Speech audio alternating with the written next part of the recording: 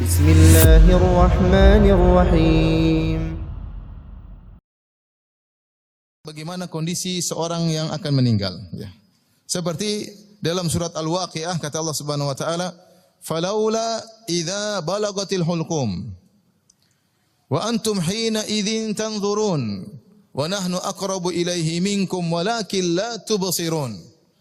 Ya, ketika idza balagatil hulqum, ketika ruh sudah mencapai di kerongkongan, sudah mau dicabut oleh dia dalam kondisi ihtidhar, yaitu mau meninggal, mau dicabut nyawa.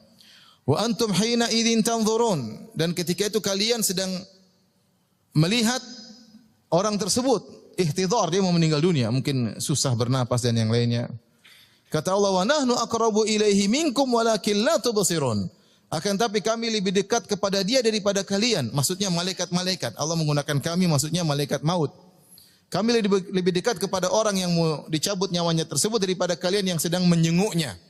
Wa nahnu aqrabu ilaihi minkum walakin la tubsirun. Akan tapi kalian tidak melihat kami.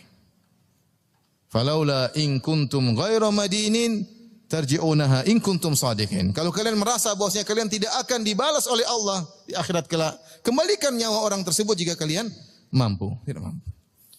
Dan demikian Allah menggambarkan ketika seorang akan meninggal dunia, dia melihat malaikat maut dengan rombongannya datang menghadirinya, berbicara dengan nyawanya, keluar kamu, tapi orang di sekitarnya tidak ada yang tahu, perkara gaib.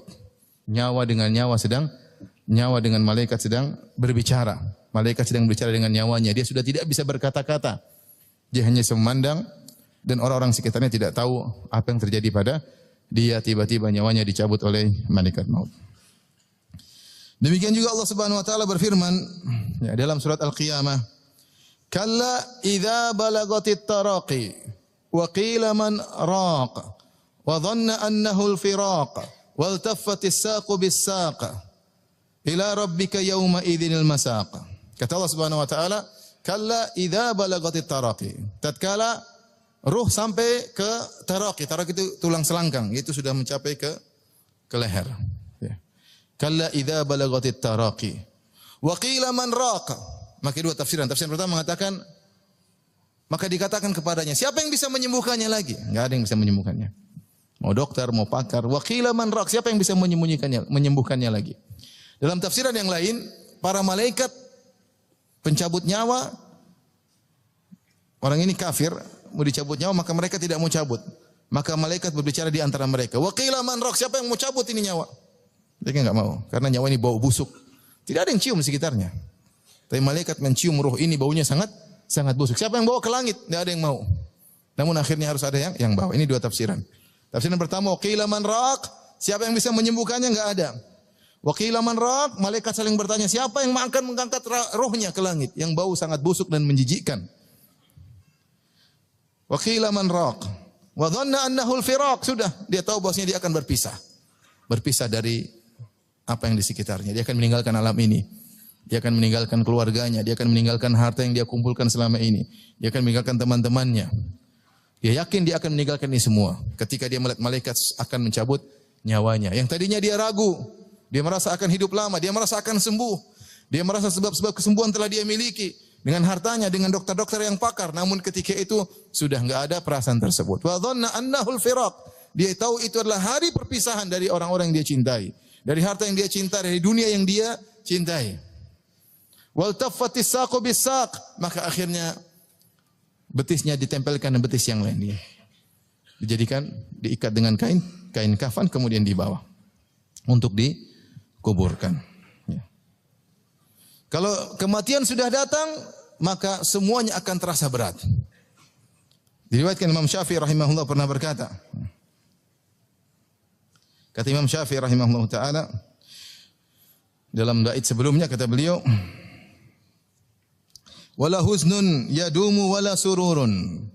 Tidak ada kesedihan yang abadi, wala sururun, dan tidak ada kesenangan yang abadi. Manusia tidak ada yang senang terus, tidak ada sedih terus. Di dunia seperti itu, antara senang dan sedih. Di akhirat baru kesenangan abadi. Di neraka baru kesedihan abadi. Di dunia, wala huznun yadumu wala sururun. Tidak ada kesedihan yang abadi dan tidak ada kesenangan yang abadi. Wala bu'sun 'alaika wala rahaun. Tidak ada kesulitan yang abadi dan tidak ada ketentraman yang abadi. Dunia tercampur antara ketentraman dan kesulitan. Idza ma kunta dza qalbin qanu'in fa anta wa malikud dunya sawa'u. Kata beliau, jika kau memiliki hati yang qanaah, yang nerima dengan takdir Allah Subhanahu wa taala, fa anta wa malikud dunya sawa'u, maka engkau dan raja dunia sama saja. Dunia, raja dunia ingin punya harta yang banyak supaya dia senang, supaya dia puas. Kalau antum dengan harta yang sedikit sudah puas, kau dengan raja dunia sama saja. Bisa jadi engkau sudah bahagia, sementara orang yang beruang, yang memiliki harta, memiliki kekuasaan tidak bahagia. Kenapa? Dia belum mencapai cita-citanya. Dia belum mencapai jabatan yang dia inginkan. Dia belum bisa menguasai apa yang ingin dia kuasai. Sehingga dia belum bahagia. Makanya, idza ma kunta dza qalbin qanu'in fa anta wa malikud dunya sawa'u. Kalau kau memiliki hati yang qanaah, nerima dengan apa yang Allah berikan, sungguhnya kau dan raja dunia sama saja. Kemudian kata beliau, "Wa man nazalat bi sahatil manaya." Wa man nazalat bi sahatihil manaya.